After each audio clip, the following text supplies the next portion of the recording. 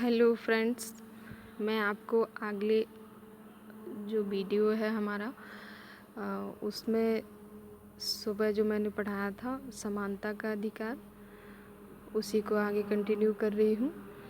तो आप लोग ध्यान से पढ़ेंगे। Right to equality, right to equality में दो चीज़ें समाहित हैं। आर्टिकल 14 कहता है कि सभी को समानता होगी, और उसकी जो कॉन्स्टिट्यूशन में भाषा है वो ये है कि राज्य किसी व्यक्ति को विधि के समक्ष समता व विधियों के समान संरक्षण से वंचित नहीं करेगा। तो हमारे सामने दो लाइन आई हैं, विधि के समक्ष समता और दूसरा विधियों के समान संरक्षण से संबंधित है। तो सबसे पहले हम लेंगे विधि के समक्ष समता, इक्वलिटी बिफोर लॉ। मतलब विधि मीन्स कानून होता है, ये आप सभी जानते हैं।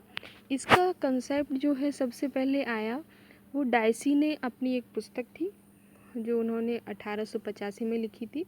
आप स्क्रीन पर देख सकते हैं कि ये जो पुस्तक है आपके सामने, इसको देख लीजिए। और ये डाइसी ने सबसे पहले कंसेप्ट दिया था, और हमने ये अवधारणा ब्रिटेन के संविधान से ली है। वहाँ पे भी विधि के समक्ष समता का कंसेप्ट लागू है, और हमने वहीं से इसको लिया है और इसको आर्टिकल 14 में निहित किया गया है। मतलब हमारे यहाँ विधि के समक्ष समता का क्या आधार है, क्या अर्थ है, तो ये जान लेना चाहिए। सबसे पहले इसको 4 भागों में देखेंगे। एक है, आप देख रहे हो नंबर ए पे, कोई भी व्यक्ति विधि से ऊपर नहीं है ना।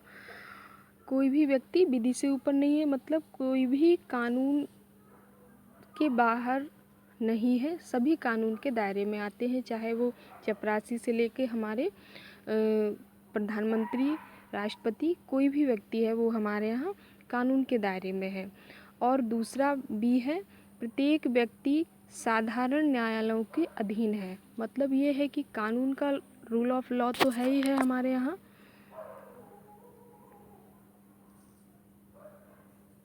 रूल ऑफ लॉ तो है ही है, और जो कार्यवाही होगी हमारे यहाँ कानून की प्रक्रिया, वो सबके लिए समान न्यायालय हैं। आपको पता होगा, आपने कॉन्स्टिट्यूशन के जब हम लोग विशेषताएं पढ़ रहे थे उसमें सब हमारे यहाँ न्यायालय का जो न्याय व्यवस्था है वो एकीकृत है।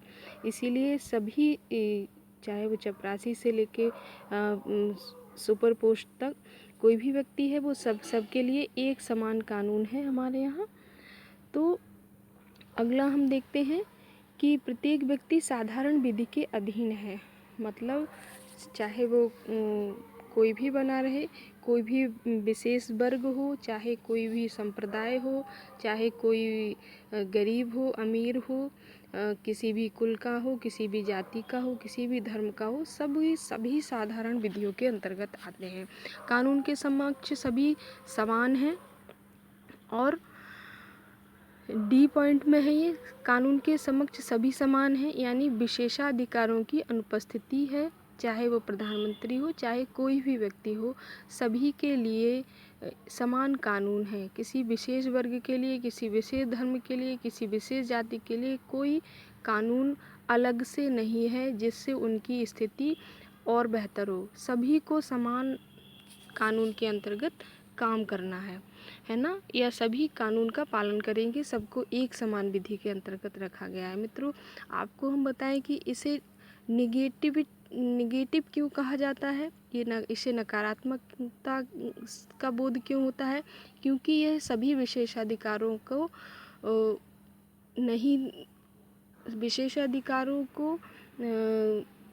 रोकती है ये, है ना। तो जब रोका जाएगा तो ये निगेटिव हो जाता है। विशेषाधिकार नहीं हो सकते, चाहे वो कानून हो, चाहे समाज हो, किसी भी प्रकार के विशेषाधिकार किसी के लिए नहीं होंगे। इसीलिए ऐसी व्यवस्था करने वाली जो विधि है, विधि के समक्ष समता। क्योंकि अगर आप देख रहे हो कि कानून में अगर किसी के लिए हम अलग से समानता, अलग से कानून बना दे तो वो विशेषाधिकार हो जाएगा उसका, है ना। तो इसीलिए रोकता है, सभी प्रकार के विशेषाधिकारों को निषेध करता है, इसीलिए इसको निगेटिव कहा गया है। और अगला जो बिंदु है हमारा उसमें है विधि के समान संरक्षण, सबको कानून का समान प्रोटेक्शन दिया गया है। ये हमने अवधारणा ली है कहाँ से? संविधान से, जो अमेरिकी संविधान है उससे ली है, और ये पॉजिटिव है। क्यों?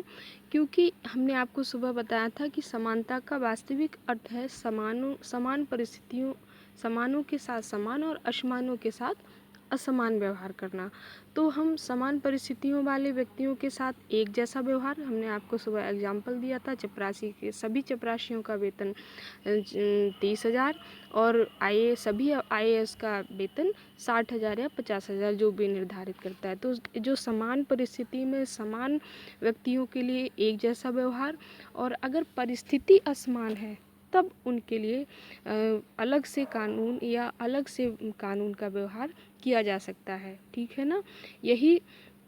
इसी आधार पे आपने देखा होगा कि हमने एग्जाम्पल इसमें भी डाला हुआ है।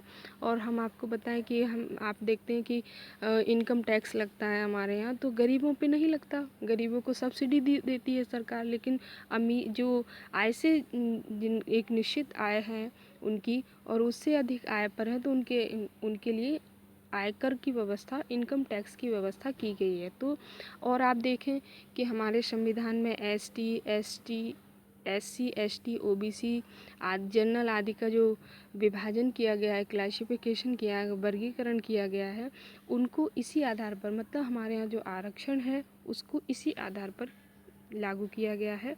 और जो विधि का समान संरक्षण है ना, ये अवधारणा इसी से आई है। आपने देखा होगा कि हमारा जो आर्टिकल 14 है जो समानता के अधिकार की बात करता है, उसके लिए उसमें आगे जो अनुच्छेद हैं 15(3), 15(4) और 16(4), इनमें विशेषाधिकार के उपबंध किए गए हैं, क्योंकि हमने विधि का समान संरक्षण अपनाया है। मतलब परिस्थितियाँ अगर समान, आपने देखा होगा कि जो हमारी स्त्रियां हैं वो पुरुषों के से समान उन्हें दर्जा प्राप्त नहीं है, बच्चों को लेकर विशेष व्यवस्था की गई है। जो हमारा आर्टिकल 15 है 15(3), उसमें स्त्रियों व बच्चों के लिए विशेष उपबंध किए गए हैं। अनुच्छेद 15(4) है जिसमें OBC SC और ST को शैक्षणिक संस्थानों में आरक्षण दिया गया है। और आर्टिकल 16(4) ये SC ST और OBC को सरकारी नौकरियों में आरक्षण की व्यवस्था करता है। और आपको बताएं कि कुछ विशेष उपबंध आर्टिकल 14 से अलग, मतलब आर्टिकल 14 तो हमारे यहाँ समान विधि शब्द की व्याख्या करता है, लेकिन राष्ट्रपति, राज्यपाल, विदेशी जो राजनयिक हैं और सुप्रीम कोर्ट के जज हैं, हाई कोर्ट के जज हैं, MP MLAs हैं, इन सबको कुछ इस पद पर रहते हुए उनको कुछ विशेष अधिकार प्राप्त किए हैं। लेकिन ये नहीं है कि किसी एक MLA को दे दिया गया है, सभी MLAs हैं, सभी राज्यपालों को, सभी विदेश के जो राजनयिक हैं, सभी कोर्ट और सुप्रीम कोर्ट और हाई कोर्ट के जजेस हैं, और राष्ट्रपति को जो उस पद पर आता है, ये नहीं कि कोई एक व्यक्ति रहा है उसके लिए कर दिया गया, जो भी उस पर आएगा वो उस पद को दिया गया है, इसको विशेषाधिकार है। तो हम जो ये 4 पॉइंट पढ़ते हैं आर्टिकल 15(3), 15(4) और 16(4), इनके और राष्ट्रपति, राज्यपाल, इन सब को अलग से उपबंध किया गया है।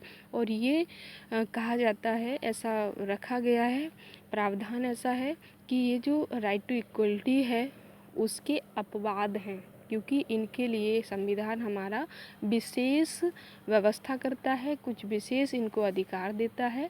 इनकी चर्चा हम कर लेंगे और ये हम यहीं पे समाप्त कर रहे हैं, और अगला हम फिर अगले वीडियो में पढ़ाएंगे। Thank you.